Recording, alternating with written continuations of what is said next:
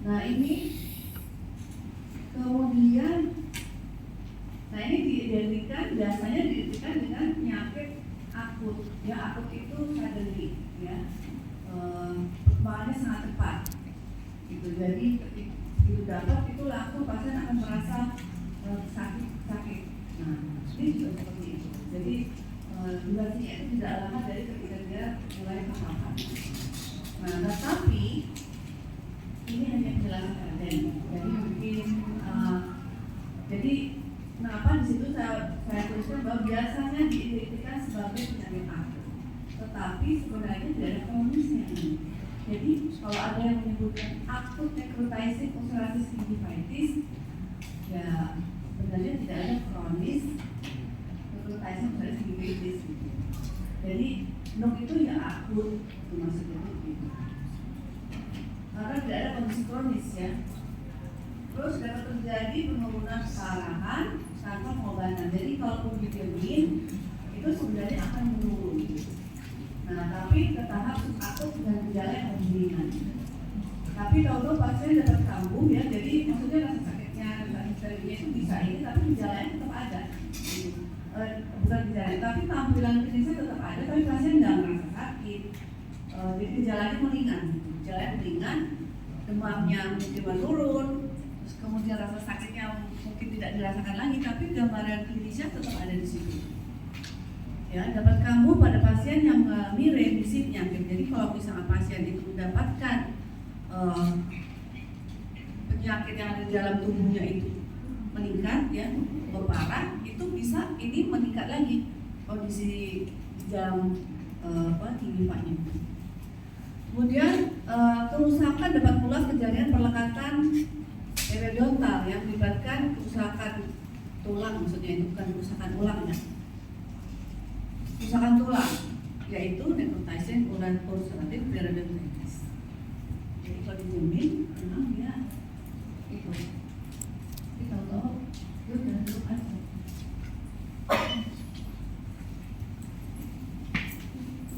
Jadi ini riwayatnya adalah sakit parah, itu maksudnya ya, yang melemahkan. Maksudnya itu bukan dari parah, sakit parah yang melemahkan. Kemudian terjadi infeksi saluran pernapasan akut, ini misalnya ISPA ya, yang maksudnya ISPA-nya ini kalau sudah dirawat sih nggak apa-apa ya, kan ISPA sebenarnya penyakit yang umum, tapi ini nggak dirawat-rawat gitu. Jadi semakin menurunkan kondisi imun dari pasien tersebut. Perubahan kebiasaan hidup, misalkan ya,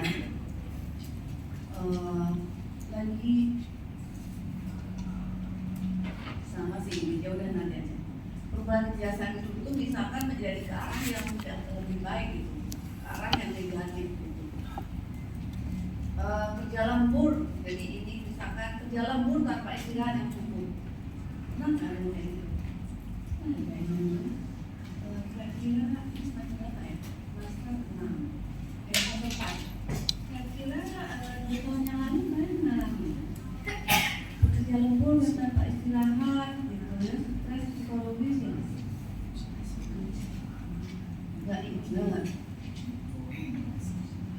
Gak inget waktu SMA akhir kayak masuk UMPTN, terus terbentuk kan hal itu kan termasuk di sini. Untung kalian sehat ya.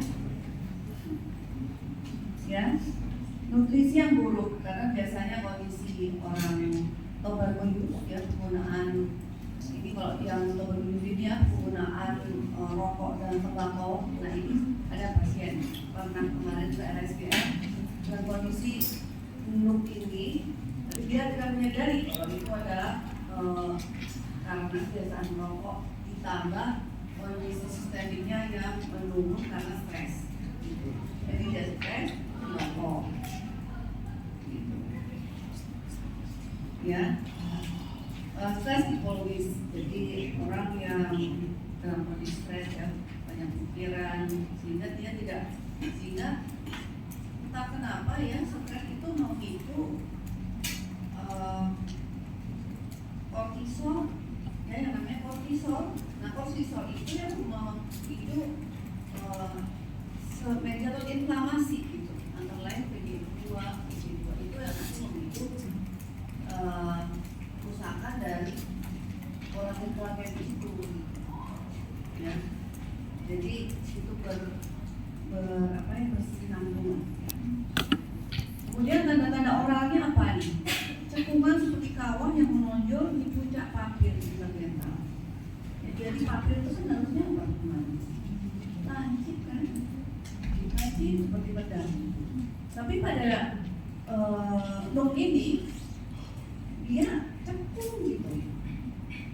Cekung dan di puncak papirnya itu ditutupi oleh pseudomembran abu-abu berbatas eritema linear yang jelas, ya.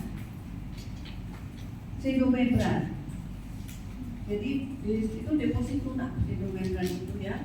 Membran jadi kayak numpuk-numpuk itu warnanya putih keabu-abuan. Nah, kemudian di apikal dari pseudomembran itu biasanya ada kemerahan batas merah sepanjang 1 sampai 2-3 mili, ya, mengkilap gitu, ya, merah hitam.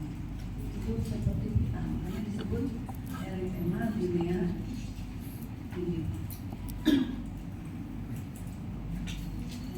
Jika lesi terkelupas dari pseudomembran gitu, ya, jadi maksudnya pseudomembrannya diambil gitu, itu akan memperlihatkan tepi limfa yang merah, gelap dan berdarah.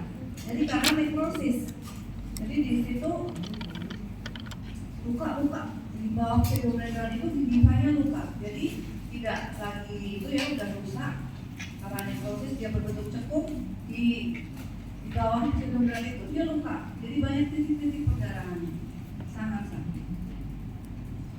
Berdarah di limfa spontan atau setelah merangsang sekecil. Jadi kenapa pada pasien itu pasien mengeluh sakit bahkan sampai pada kondisi psikis. Bau busuk, peningkatan air liur, ya, bau busuk lebih kadang karena mungkin terjadi peningkatan plak, ya, peningkatan plak karena kan sakit, ya, karena meningkat tinggi. Dapat terjadi pada mulut yang bebas penyakit atau bersamaan dengan radang limfa kronis atau radang. Nah, kita lihat di sini, ya, contohnya. Cekungan di bawah, jadi sebenarnya papirnya itu tinggi, tapi dia bukan bulat, tapi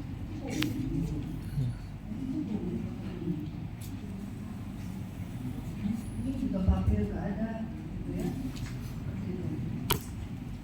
Ya, papir itu kelihatan jelas tuh di sini, di atas itu kelihatan jelas kalau dia, ya, yang di molar itu kelihatan jelas dia berbentuk itu yang parah seperti itu. Pseudomembran seperti itu gambarannya, ya. Bukan mungkin seperti plak, seperti materia alba gitu kan, tapi itu pseudomembran karena ada campuran, mungkin ada candida jamur di situ, karena ini yang turun biasanya banyak banget mikroorganisme yang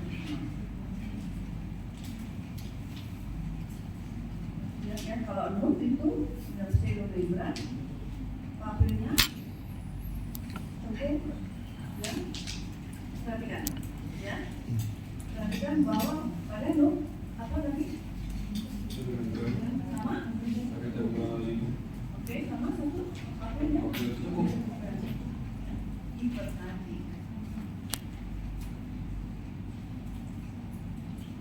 Kemudian ini penjelasan yang lain, ya, gejala oralnya lesi sangat sensitif terhadap sentuhan, jadi pasien itu ngeluh gitu kan, bergejala dan gangguannya, ya. Tapi yang terus mengeluh gejala dan beberapa itu terutama saat makan pedas atau panas dan minum. Ini kalau udah parah kayak gitu, ya, mungkin jangankan makan pedas, ya, makan aja mungkin udah mulai mengunyah pun udah mulai nggak nyaman. Kemudian ada rasa busuk seperti logam, jumlah air liur yang seperti biasa, seperti pasta yang berminyak. Jadi mungkin pasien ini jadi nggak nyaman. Kemudian tanda dan gejala sistemik atau dan ekstraoral. Jadi limfadenopati lokal di sini ya. Ini akan terjadi pembengkakan seperti demam pada kasus ringan sampai sedang. Demam tinggi, peningkatan denyut nadi, leukositosis, kehilangan nafsu makan ya, malaise, dan lesu pada kasus yang parah. Kemudian kadang-kadang disertai dengan penyakit gastrointestinal ya, jadi emahnya kumat ya, sakit, pusing ya, depresi mental ya. Kalau depresi nggak mungkin dia sendiri imunnya seperti ini karena sedang stres ya. Pada anak gejala sistemiknya lebih parah. Adalah mungkin nggak stres tapi lebih parah penyakit. Nah ini histopatologinya adalah permukaan epitel hancur dan ditandai oleh fibrin, sel epitel nekrotik, PMN, dan PMN. Polinuklear ya. Dan mikroplasma yang semua ini membentuk pseudomembran. Ini kenapa di sini panan-panannya hilang? Di tepi pseudomembran itu terdapat epitelum edematus, sel-selnya yang menunjukkan di eritrobobit gelatinase atau salah dibaca ya. Ini nggak usah dihafalin, pokoknya dibaca aja ini ya. Terlalu ya, dia nggak terlalu jauh. Nah untuk ini bakteri yang berperan di sini itu adalah menyerupai koki ya, bundar ya, Cociformes bacilli dan Spirochetes. Nah, Spirochetes menginvasi jaringan di bawahnya. Kemudian smear ya, suapan dari maksudnya siswat itu dari lesi itu menunjukkan bakterinya adalah Spirochetes dan Cociformes bacilli. Ini adalah dua bakteri yang banyak ditemukan atau mendominasi ya ketika kultur di lesi bakterinya itu adalah dua ini ya, Spirochetes dan Cociformes bacilli. Kemudian diagnosisnya didasarkan apa?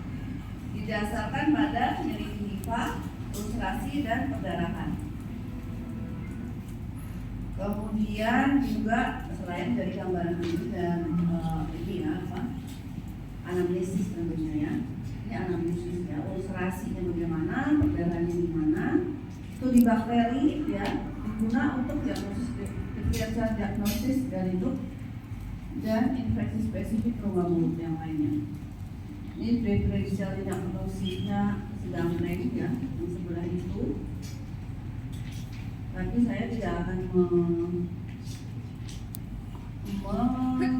menjelaskan satu persatu ini ya, karena nanti kalian akan lebih banyak mendapatkan di bukan lain tadi OM ya, mau pasti kan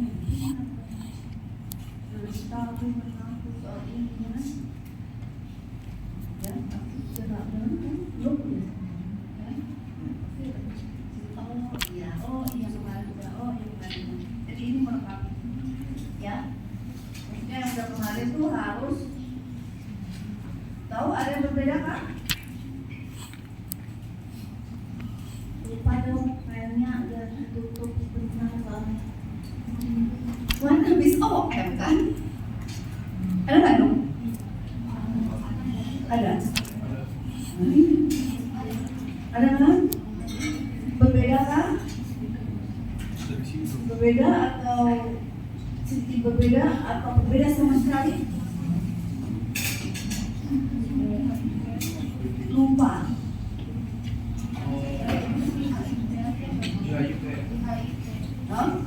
Di HIV ya, di HIV itu ada loop, ada linear ya memang ya. Tapi loopnya apakah mirip seperti ini? Ya. Padahal saya mengharapkan OM itu menjabarkan gimana, ini beda. Dehidrasinya banyak banget, ya. Tapi intinya itu tadi, ya, pasien imunnya menurun, ya. Berarti anamnesis. Jadi anamnesis itu sangat penting. Kalian betul-betul harus jangan suka diam, ya. Pokoknya harus banyak ngomong. Apalagi waktu pasien datang dengan kondisi yang mungkin sedikit dengan sakit, nah kalian harus banyak menggali, banyak.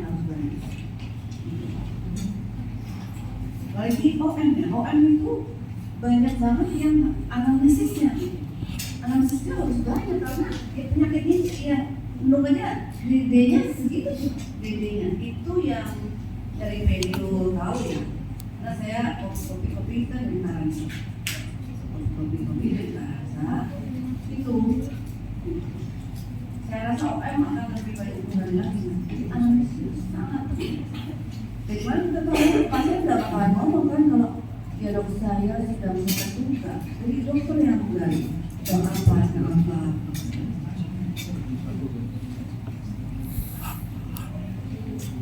Oke, jadi tadi itu intinya seperti itu ya.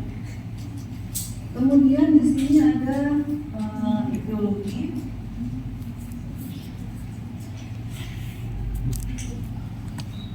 Tadi udah ya, peran bakteri itu adalah fungsi dan development.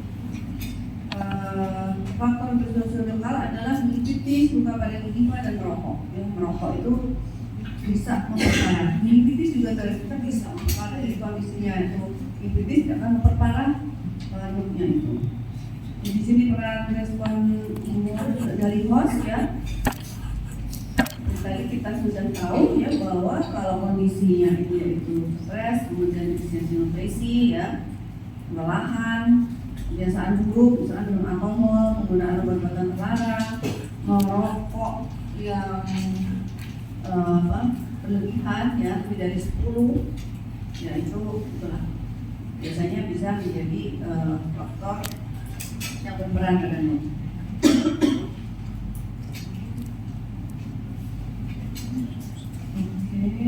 Terus seperti hipotraumatis, primary seperti hipotraumatis ya. Kalau tadi itu bakteri, ini adalah virus.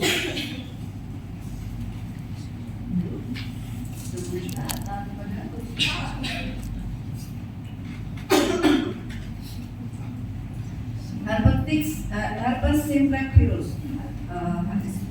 HSV tipe 1.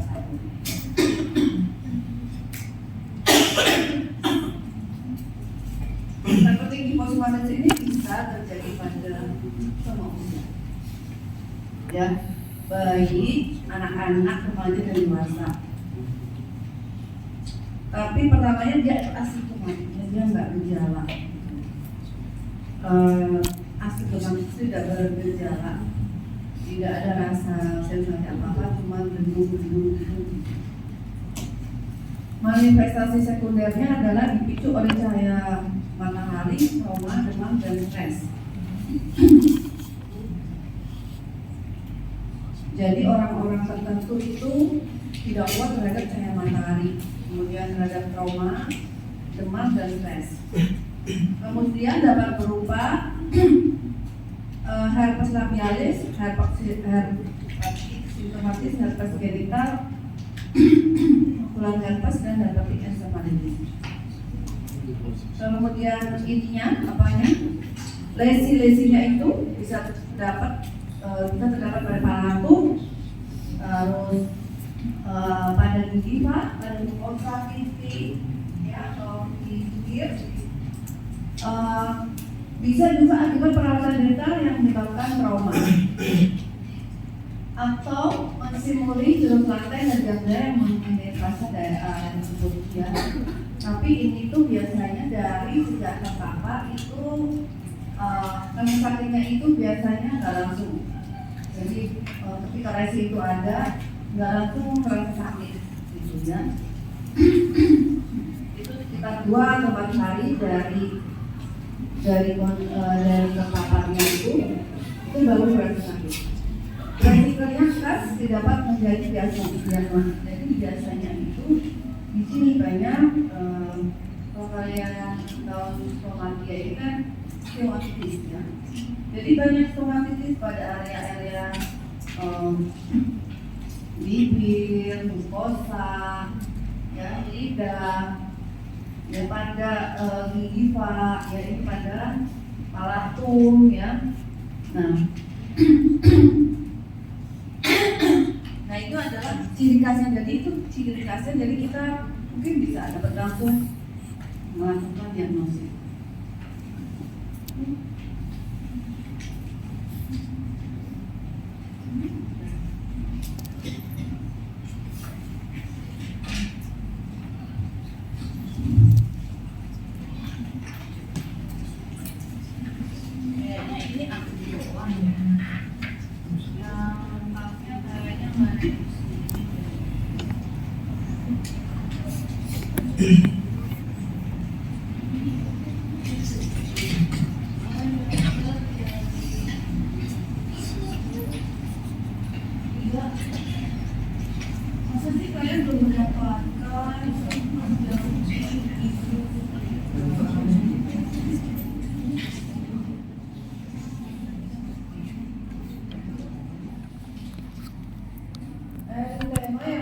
Disertai edema dan perdarahan gingiva. Jadi ini ada lesi dengan eritema ya.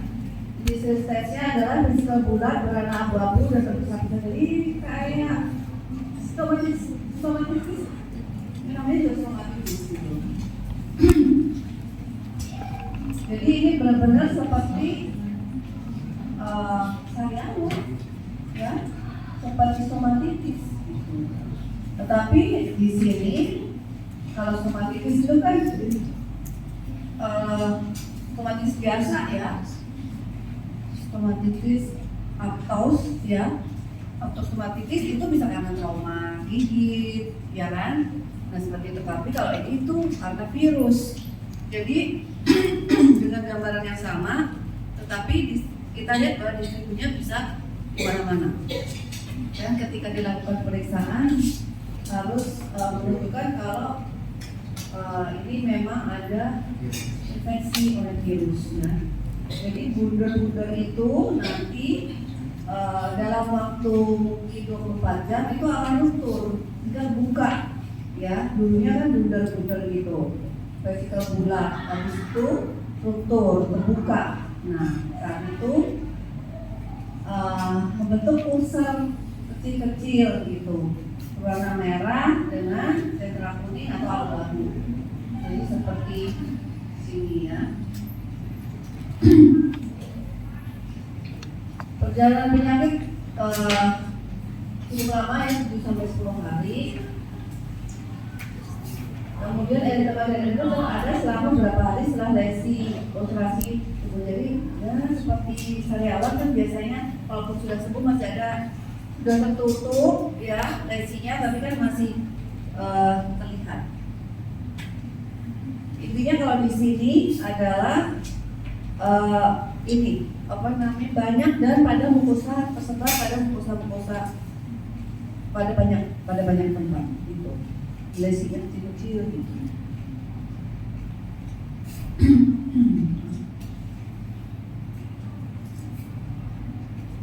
Rasa sakit yang mengganggu ya, baik pada makan, minum dan bersihkan mulut. Jadi kalau sudah luntur itu adalah menjadi pusat nyeri. Nah, biasanya disertai dengan rasa sakit pada limfadenitis ya. Jadi ada limfadenitis, kemudian ada demam tinggi dan malaise. Malaise itu lemah, gitu, males gitu ya. Kalian enggak kan? Kalian semangat kan walaupun puasa? Iyalah ya.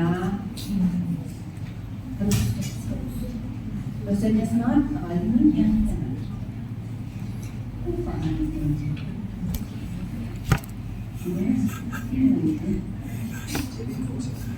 Histopatologi itu ada yang disebut stem cell ya.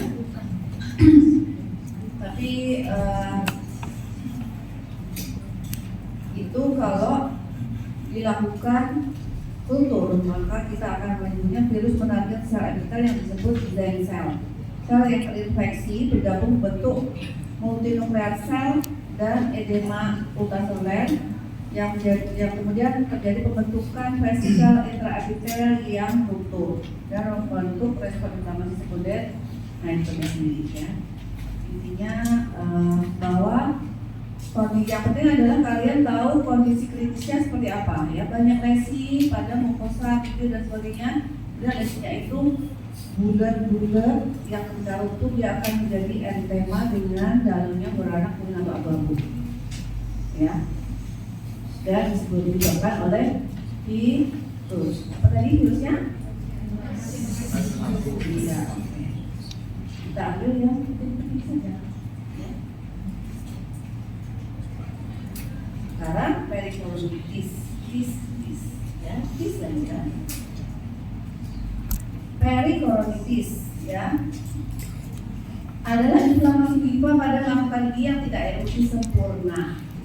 Jadi biasanya tuh ada bagian molar liga yang tidak erupsi sempurna, ya.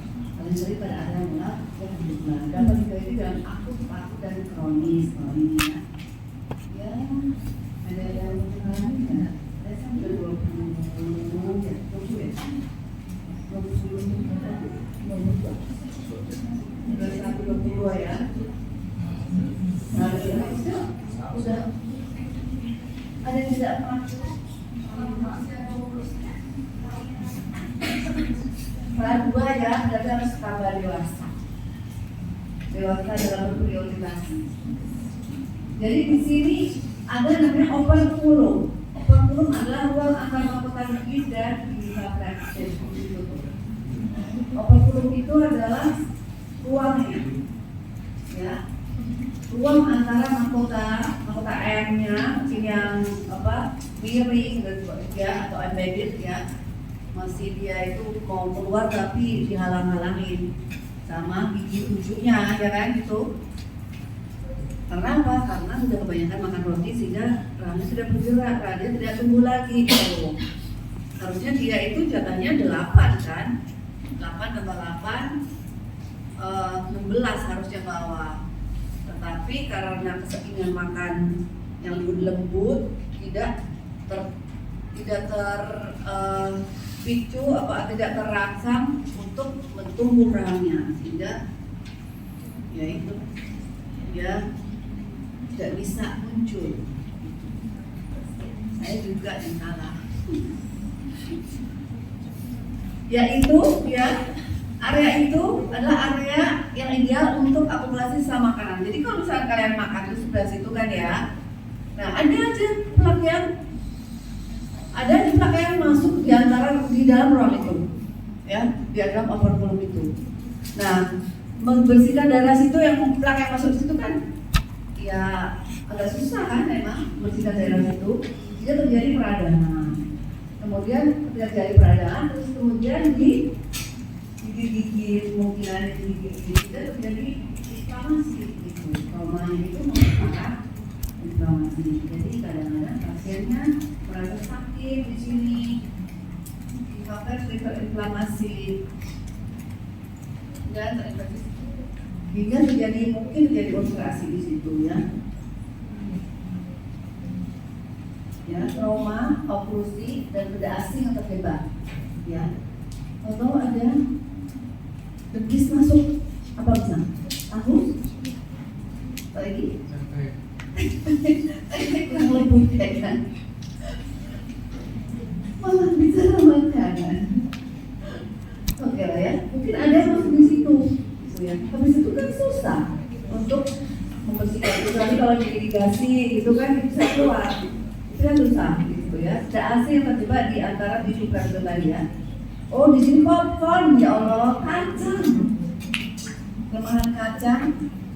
Habis lemahan kacang masuk di situ kan ini suatu hal yang nggak empuk kan. Habis itu lagi dikit-dikit pula, tambah tuh trauma.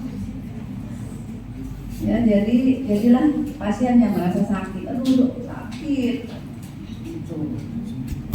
Ya, pada suatu kondisi terjadi akut perikoronitis, ya, yaitu inflamasi pada perikoronal atau valve dan siklus kita yang disertai komplikasi sistemik biasanya karena daya belakang, ya. Lama kelamaan itu pasien akan merasa demam sampai pada merasa demam, gitu.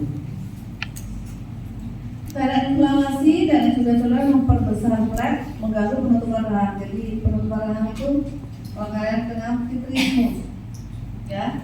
Nah itu karena ada cairan banyak di situ, gerakan dislokasi mandibular jadi terganggu. Tuh, jadi ini peradang hingga ke area kondil, sehingga pembukaannya jadi terganggu, mengganggu penutupan rahang secara sempurna. Dapat terluka karena kontak dengan gigi lawannya, ya, seperti tadi, ya. Jenisnya lesi dengan supresi bengkak kemerahan, lunak dengan nyeri yang menjalar ke telinga, tenggorokan, dan dasar perut. Pasien tidak nyaman karena nyeri bau mulut dan tidak dapat menutup rahang. Trismus tadi, ya. Komplikasi lokalnya adalah peritoneal akses yang menyebar posterior seperti tadi itu, area awal faring dan dasar lidah. Pasien sulit menelan, sehingga mungkin terjadi pneumonia kalau ada pembengkakan di bawah submandibular sini. Nah, kalau pada suatu saat pasien tidak segera melakukan perawatan, dia akan mengganggu saluran pernapasan, bisa ke arah mortalitas, ya, bisa ke arah kematian.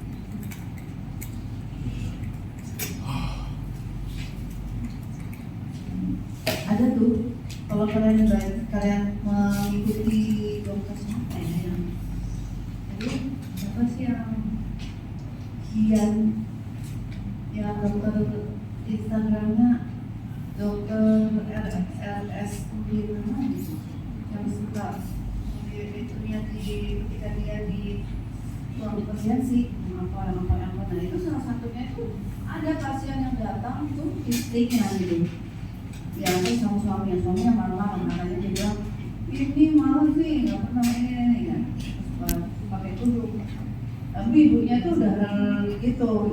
Setelah dibuka ternyata sini ya buka, udah remon. Suaminya orang kemarin sekian Pratama, ya. Dokter Dian Pratama suka tuh baca di IG-nya tuh karena menceritakan yang di ruang IGD gitu, kejadian-kejadian di IGD itu asik aja, kayak saya ikutan. Misalnya apa ya, nanti kasusnya.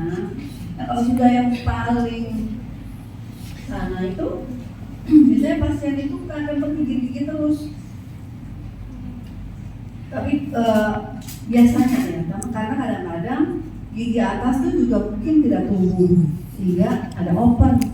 Nah kalau udah kayak gitu ya pasien sih tidak tergigit, tapi biasanya kondisinya adalah pasien merasa kesulitan untuk membersihkan daerah tersebut, kemudian terjadi karies, ngilu, dan sebagainya.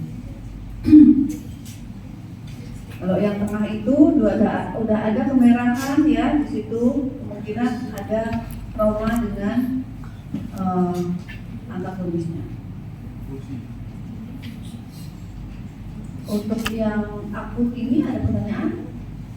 Kalau enggak saya akan lanjutkan karena masih ada ini masih kasih perendah pada penderita HIV. Mungkin yang tadi itu bisa, tapi butuh waktu kalian. Nggak harus segera ini, saya pakai PDF tadi itu bisa. Jadi memang PDF yang tadi kedua bisa, mungkin harus nunggu gitu ya.